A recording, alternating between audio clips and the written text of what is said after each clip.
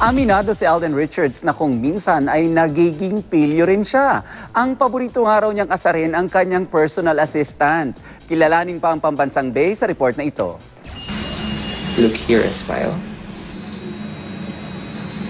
Other side. And then look here and smile.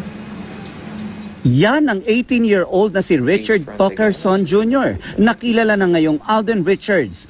Kumakalat sa social media ang audition video na ito ni Alden na kuha noong 2013. Sino nga bang mag-aakala na ang tisoy na ito magiging pambansang Bay? Very successful na ngayon si Alden. Pero alam niyo ba ang top 3 dream jobs niya ay pilot, CIA agent, saka direktor. Aminado ang pambansang Bay na may pagkapilyo din siya.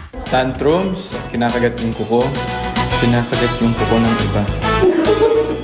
Bully, yun. Pambully minsan kay mamatin. Pero kahit lagi niyang inaasar ang personal assistant niyang si Tenten, isa raw siya sa mga must-bring ni Alden sa isla. Swiss Army knife, si mamatin, Bible. Ang kanyang takot sa Diyos, gusto niyang ipamana sa magiging anak niya. Kung gusto namang mapatawa ang pambansang Bay, malakas daw ang kanyang mga kiliti.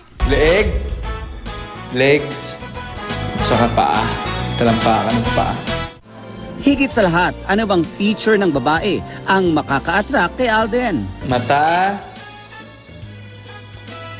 labi, saka yung curves dito.